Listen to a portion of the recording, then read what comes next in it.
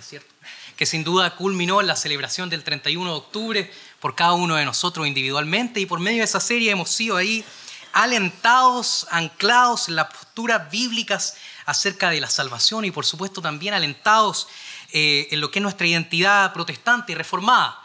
El día de hoy, queridos hermanos, vamos a tener un sermón libre mientras nuestro consistorio empieza nuevamente una serie de sermones. Así que le pido que me acompañen en el Evangelio según San Marcos. Evangelio según San Marcos, capítulo 2, versículos 1 al 12. Leámoslo de nuestras Biblias, ¿sí? Leámoslo de nuestras Biblias por un tema de traducción. Marcos, capítulo 2, versículos 1 al 12. Leamos de manera alternada, ¿sí?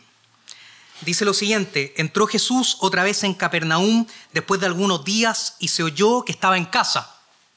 E inmediatamente se juntaron muchos, de manera que ya no cabían ni aún a la puerta, y les predicaba la palabra. Entonces vinieron a él unos trayendo un paralítico que era cargado por 4.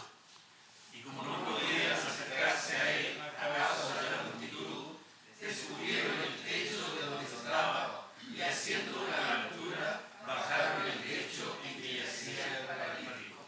Al ver Jesús la fe de ellos, dijo al paralítico: hijo, tus pecados te son perdonados.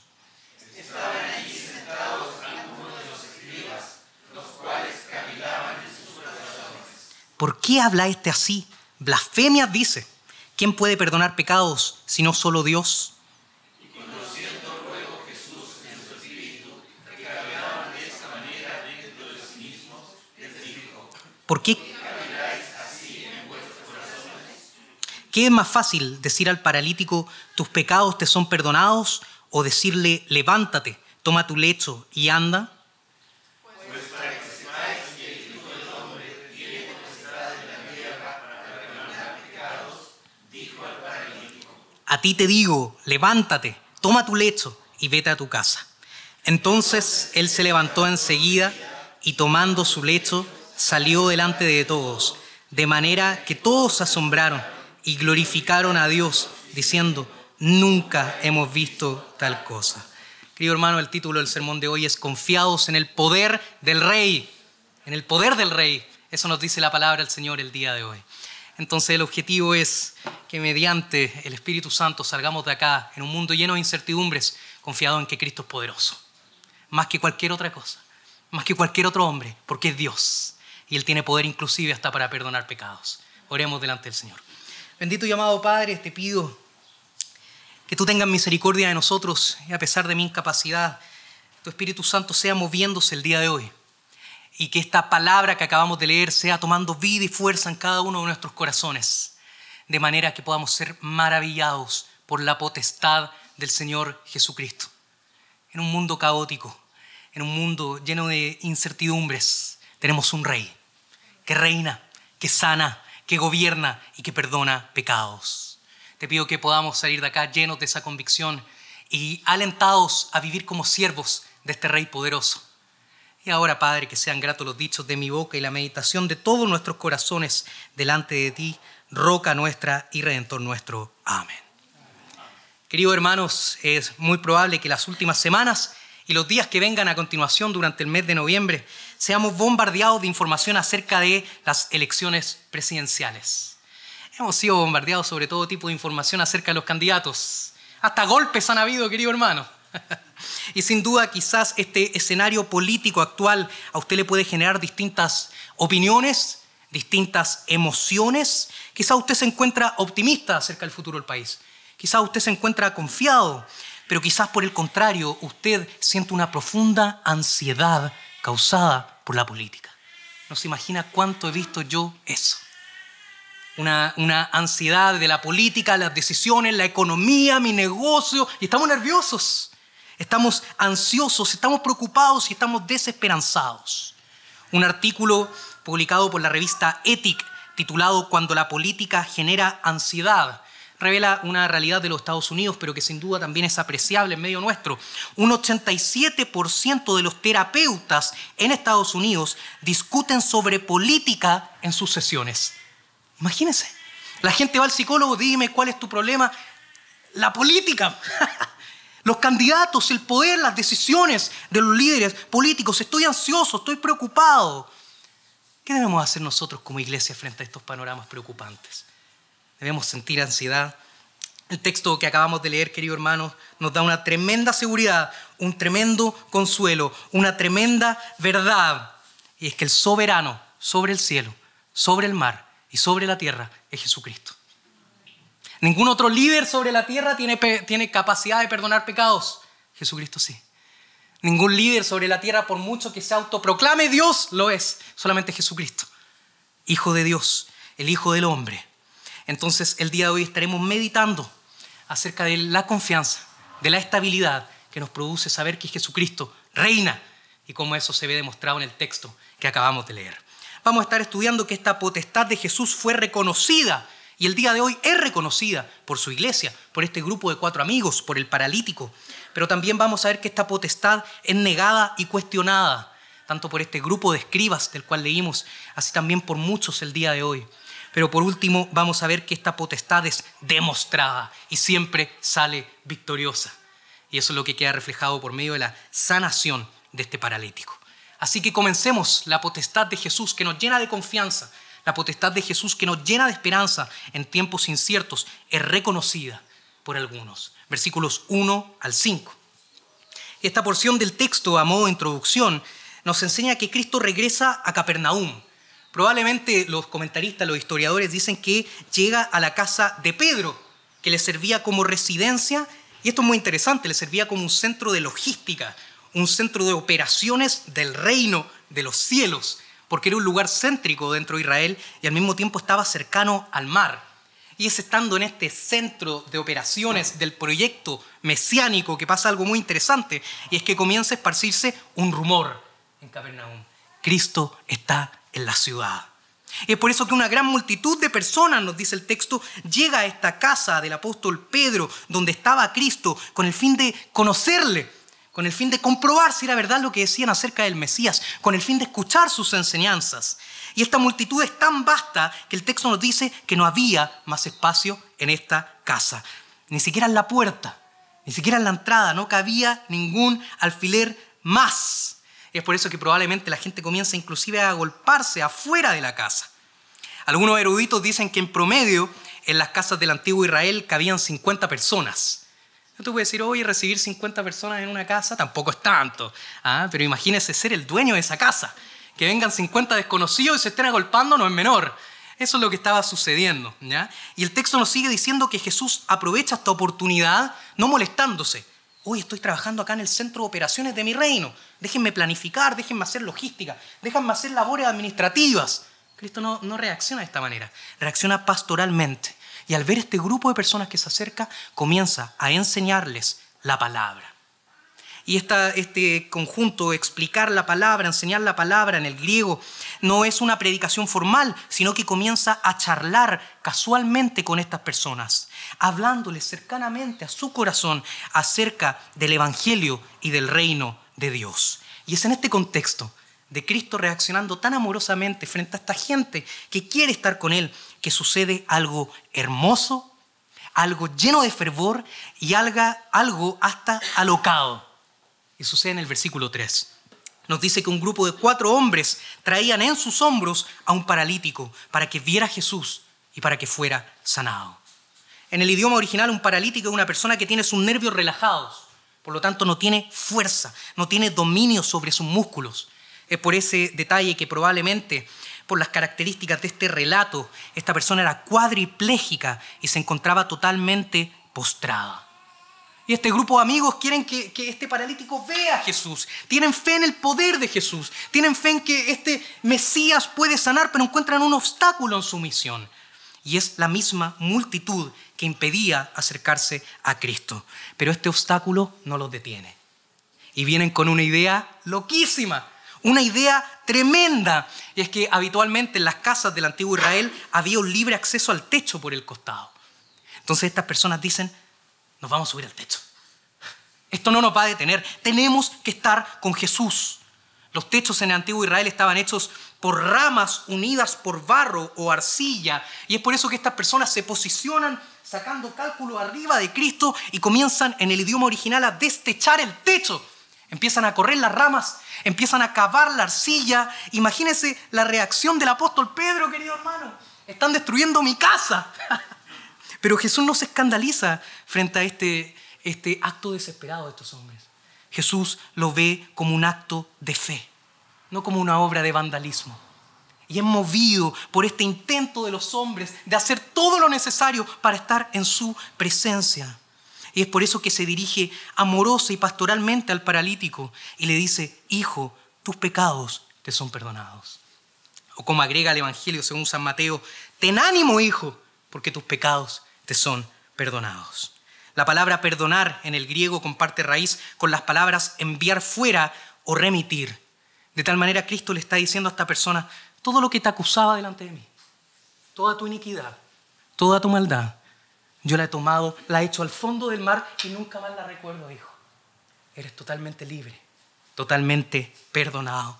Y esas son las palabras que nosotros también escuchamos de parte de nuestro Señor. Y las repetimos acá en nuestras liturgias. Somos perdonados. Y acá cabe preguntarse algo muy interesante. Quizás muchos de nosotros esperábamos que en este momento de la historia, estas 4 personas llegan a la presencia de Cristo, esperábamos que el paralítico fuera sanado de su enfermedad, que viera a Jesús e inmediatamente saliera con un cuerpo nuevo delante de su presencia. ¿Qué pasó acá? ¿Por qué Jesús primero se detiene a perdonar sus pecados y luego a sanar su cuerpo? Y la respuesta, queridos hermanos, es que Cristo, como el buen pastor de nuestras almas, conoce tus necesidades más urgentes. Cristo conoce tus necesidades más profundas. Y muchas veces esas necesidades van más allá de lo físico, en lo espiritual. En lo espiritual. Es ser justificados y perdonados delante del Dios Santo. Ser libre de pecado, porque es el pecado la raíz de todo mal y de toda dolencia. Nuestra principal necesidad es espiritual y Cristo sabe esto. Y es por eso que en primer lugar le perdona sus pecados. Y es interesante notar que este perdón está marcado porque Cristo observó la fe de este paralítico y la fe de este grupo de 4 amigos. Esa es la doctrina bíblica de la justificación por fe, que sin duda recordamos en el mes anterior por la Reforma Protestante. Cristo no perdonó al paralítico por sus méritos. Él no podía hacer méritos, querido hermano. Estaba postrado. No podía levantarse, no podía hacer grandes cosas. Fue por su fe, fue por la fe de estos hombres que el Señor le dice: tus pecados te son perdonados. Queridos hermanos, esta porción del texto, esta primera porción, nos enseña que este grupo de amigos y el paralítico tienen fe y reconocen el poder de Jesús. Están tan convencidos de la potestad de Cristo que están dispuestos a destruir tejados. Están dispuestos a cavar un techo, están dispuestos a subirse a un lugar, a bajarlo por una cuerda, en una camilla. El príncipe de los predicadores, Charles Spurgeon, comentó acerca de este texto diciendo: donde hay una voluntad, hay una manera. Y cuando no hay una manera, una voluntad decidida inventa una manera. Y él termina diciendo esto: es mejor llegar a Jesús desde el techo que no llegar en absoluto. Si es necesario inventar una manera, lo hacemos. Si es necesario destruir un techo, lo hacemos. Es mejor llegar a Cristo de esa vía que no llegar en absoluto. Y es cuando existe este reconocimiento proactivo de la potestad de Jesús. Es cuando decimos: te voy a buscar, quiero estar cerca tuyo, aunque me cueste esto, aunque tenga que hacer esto. Es cuando existe esta fe que Cristo responde dando respuestas a las necesidades más profundas de nuestros corazones. Ser libres, ser justificados, ser perdonados y darnos la vida eterna. Querido hermano, ¿reconoces que Jesús es poderoso? ¿Reconoces esta potestad de Jesús sobre tu vida? ¿Es para ti Cristo el Dios omnipotente, capaz de perdonar, capaz de salvar, capaz de todo, creador de todas las cosas? ¿O es simplemente un personaje histórico? ¿Es simplemente un buen maestro moral? ¿O en el peor de los casos es un charlatán? Esta última opinión era la que tenía un grupo de personas que se nos introduce a continuación, y eran los escribas. No tan solamente frente a la potestad demostrada de Jesús hay un grupo que la reconoce y está dispuesto a hacerlo todo para llegar a Él, sino que también hay un grupo que duda acerca de la potestad de Jesús. Y eso nos lleva a nuestro segundo punto, una potestad cuestionada, versículos 6 al 8. A ver si lo tengo por acá. Versículos 6 al 8. Y este texto nos dice que había unos escribas. Los escribas eran eruditos de la ley mosaica, eran doctores, hombres de estudio, hombres de letras. Y ellos estaban sentados. Estar sentado puede ser, por supuesto, un símbolo de comodidad, así como cuando nos sentamos en un rico sillón y descansamos, pero también estar sentado puede ser un símbolo de autoridad. Los maestros se sentaban para enseñar. Estos doctores de la ley ciertamente podían impartir algún tipo de cátedra. Y es en esta mezcla de comodidad y autoridad que mientras Cristo estaba con la gente, mientras Cristo estaba enseñando, estaba perdonando, ellos, desde su vereda, sin comunicar ninguna palabra, criticaban y cuestionaban dentro de sí, sentados en su comodidad. Querido hermano, acá hay un vínculo muy claro. Es que muchas veces aquellos que están sentados en la comodidad son los que critican y dudan de las cosas. Es interesante eso. Dejémoslo ahí.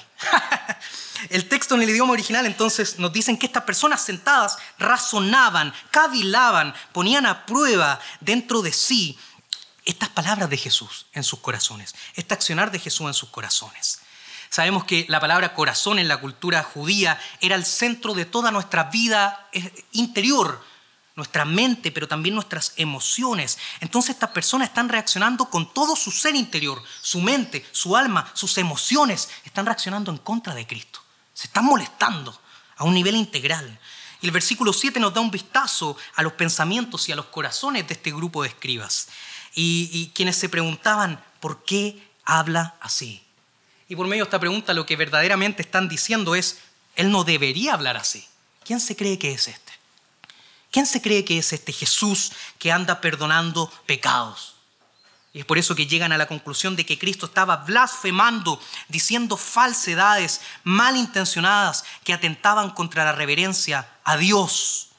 Y esta acusación que estos escribas hacen en su corazón es grave, querido hermano, porque la blasfemia era penada con la pena de muerte, valga la redundancia, en el antiguo Israel. Pero habían algunos elementos correctos dentro del razonamiento de este grupo de escribas. Es cierto que solamente Dios puede perdonar pecados. Y es cierto que Jesús estaba diciendo que Él era Dios por medio de perdonar pecados. ¿Cuál era su error entonces? Que no creían que esto era verdad.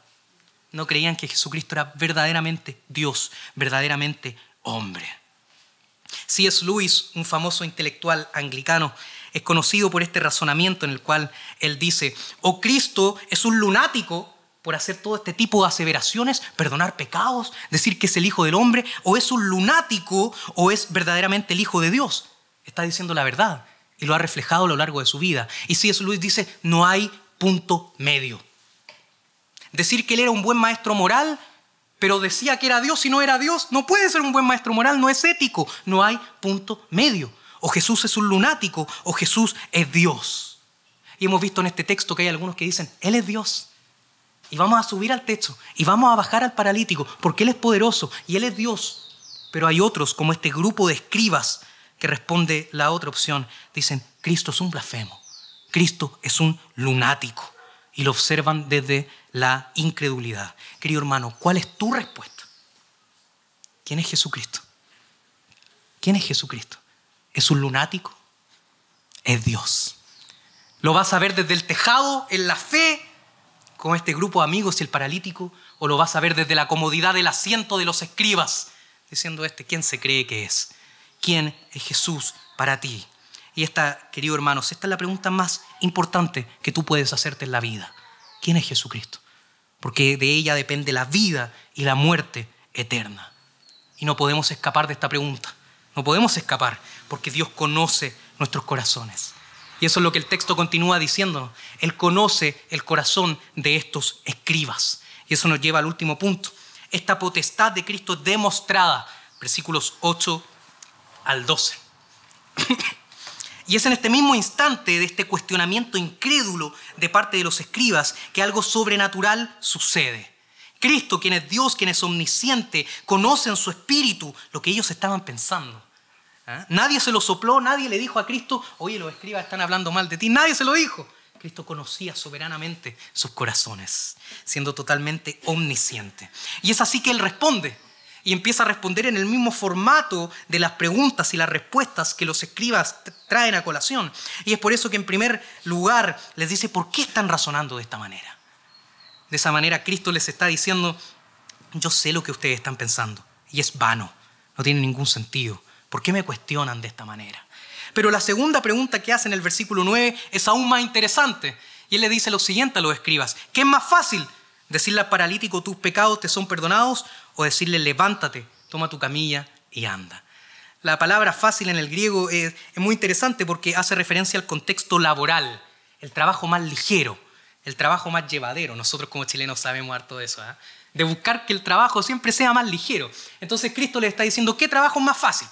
¿Ah? ¿Qué trabajo es más llevadero? ¿Que yo le diga a un paralítico, levántate y anda? ¿O que yo le diga, tus pecados te son perdonados? ¿Por qué Cristo hace esta pregunta? ¿Por qué Él razona con los escribas de esta manera? Cristo está entrando en sus lógicas, en sus razonamientos, y les dice, mira, a un nivel aparente, a un nivel visible, parece más fácil perdonar los pecados. ¿Por qué? ¿Por qué pareciera más fácil desde el punto de vista de los escribas perdonar los pecados? Porque si Cristo le dice a una persona, tus pecados te son perdonados, eso no tiene ninguna manifestación externa y por lo tanto no es comprobable. Si yo le digo a una persona, tus pecados te son perdonados, no le van a salir alas, no va a ascender al cielo con una música angelical. En cambio, si Cristo le decía a una persona, levántate, toma tu lecho y anda, eso requería una autentificación. Porque efectivamente se tenía que levantar, ponerse de pie y haberse desarrollado un milagro. Y es eso lo que Cristo les está diciendo. Y desde un punto de vista espiritual, queridos hermanos, el panorama es al revés, no es como piensan los escribas. Desde el punto de vista espiritual, lo más difícil de hacer es perdonar los pecados. ¿Por qué? Porque requiere un precio altísimo. Requirió que el Hijo de Dios diera su vida en la cruz, cargando la ira de Dios para el perdón de los escogidos. Pero Él se está metiendo en este razonamiento de los escribas, de qué es más fácil, qué trabajo es más ligero. Y es por eso que en el versículo 10 nos dice, para dar a conocer realmente que Él es el Hijo del Hombre, para dar a conocer que realmente Él es el Mesías, realiza la opción que aparente y visiblemente era más difícil sanar a este paralítico, para que no quede ninguna duda de su poder. Cristo está diciendo, ¿quieren señales? ¿Creen que esto se mide por medio de las señales? Tomen una señal. Y es por eso que se dirige bella y autoritativamente en el versículo 11 a este paralítico y le dice, a ti te digo, levántate, toma tu camilla, toma tu lecho. Tal como sus amigos lo levantaron a Él, tal como sus amigos lo cargaron, ahora Él, con sus propias fuerzas, con su propia vitalidad, Cristo le dice, levántate y vete a tu casa. Y es así como milagrosamente estos imperativos divinos se cumplen al instante y al pie de la letra. Y esta persona que estaba desesperanzada por su condición, esta persona que estaba verdaderamente incapacitada, ahora con una nueva vitalidad, toma su camilla y delante de la presencia de todos sale con renovadas fuerzas y en total sanidad. Frente a los cuestionamientos de estos escribas, tú haces lo que es más fácil. Cualquiera le puede decir, tus pecados te son perdonados. Frente a estos cuestionamientos, Cristo muestra su total poder, su absoluta soberanía. Muestra que Él verdaderamente está inaugurando el reino y está trayendo sanidad. Y está trayendo la redención de todas las cosas. Y está trayendo el perdón de los pecados. Cristo demuestra eso frente a las dudas de los incrédulos. Y ciertamente lo va a hacer nuevamente en el día en que regrese. Toda lengua lo va a confesar. Y va a quedar totalmente demostrado que es el Hijo del Hombre, el Hijo de Dios, el Mesías y el Dios de todas las cosas. Y esto fue visto por una multitud que se encontraba en aquel lugar y ellos responden llenos de asombro. Y esta palabrita en el original es muy interesante porque quiere decir perder la compostura. Perder la compostura. Ellos vieron este milagro y, mira, qué bueno lo que hizo Jesús, ¿eh? Tremendo. Eso no es lo que el texto nos dice. Vieron esta sanación y dicen, esto es increíble. Nunca en nuestra vida habíamos visto una persona como Él. Es verdaderamente el Hijo de Dios. Es verdaderamente aquel que tiene poder para perdonar pecados, para sanar, y se asombran y glorificaban a Dios con celebración y con emoción y hacen una declaración profunda. Jamás, nunca habíamos visto algo semejante. Querido hermano, frente a los cuestionamientos de los escribas, frente a los cuestionamientos de los incrédulos, aquellos que dicen que Cristo es un charlatán, que dicen que es un mentiroso, que sus palabras no tenían efecto, Jesús sale victorioso. Y su potestad es demostrada claramente por medio de este milagro. Y si usted cree que la Escritura es la palabra de Dios, esa es una verdad para su vida también. Cristo tiene poder sobre el cosmos, tiene poder sobre la tierra y tiene poder sobre su vida. Y esto fue expuesto públicamente, de manera fidedigna, demostrada y confiable, por medio de la sanación de este paralítico. Queridos hermanos, ¿es la potestad de Cristo una realidad sólida, confiable en tu vida? ¿Es una realidad demostrada para ti en tu vida, tal como Él la demostró en este episodio? ¿Tienes seguridad y descanso en que Cristo es capaz de perdonar tu pecado y de sanarte, si es su voluntad, o en el día postrero? ¿Te llenas de asombro y de reverencia ante el hecho de que Cristo tenga toda potestad sobre el cielo y sobre la tierra? Debería ser así, queridos hermanos. Este texto entonces nos llama a vivir en todos nuestros quehaceres, en todas nuestras realidades, sabiendo que Cristo es poderoso, que Él perdona, que Él sana, que Él viene a inaugurar el reino de los cielos. Hemos visto entonces en este sermón el poder de este rey, un poder que es reconocido por estos 4 hombres, por este paralítico, lo cual nos muestra que tenemos que confiar con esa misma esperanza, con ese mismo poder en la soberanía del Mesías. Pero hemos visto que este poder también es cuestionado por los escribas y ciertamente es cuestionado el día de hoy por los incrédulos. Pero hemos visto que el poder de Cristo triunfa y es demostrado por medio de la sanación de este paralítico, de manera que nosotros podemos caminar con plena certeza de que Cristo es Rey poderoso. Queridos hermanos, vivimos en tiempos donde las cosas parecen salirse de control, donde hay incertidumbre, donde hay crisis, donde hay polarización, donde hay violencia, donde tenemos miedo, donde tenemos soledad y donde tenemos una profunda ansiedad. ¿Qué va a pasar con nosotros el día de mañana? ¿Qué va a pasar con las elecciones? ¿Qué va a pasar con la economía? ¿Qué va a pasar con la iglesia? ¿Qué pasa con los cristianos perseguidos? Todo esto puede movernos a la ansiedad. Pero aún en estos tiempos, queridos hermanos, aún en estos tiempos, y sin importar lo que depara el futuro, tú y yo tenemos una esperanza cierta, comprobada y verdadera. Cristo, Rey soberano. Cristo es Rey soberano, sentado a la diestra del Padre. Y toda potestad les dada en el cielo y en la tierra. Queridos hermanos, y este Jesucristo que es Rey, no es como el resto de los reyes de la tierra, arrogantes, que miran de arriba para abajo, sino que este Jesucristo que es Rey te considera un hermano menor, te considera un amigo, y es Él quien te cuida, y es Él que sigue impulsando su plan soberano sobre el mundo hasta el momento en que Él regrese, y toda rodilla se doble delante de Él, y todos reconozcan que es Señor para la gloria del Padre. Y este Jesucristo es el Rey que va a restaurar todas las cosas, que glorificará nuestros cuerpos y que secará nuestras lágrimas.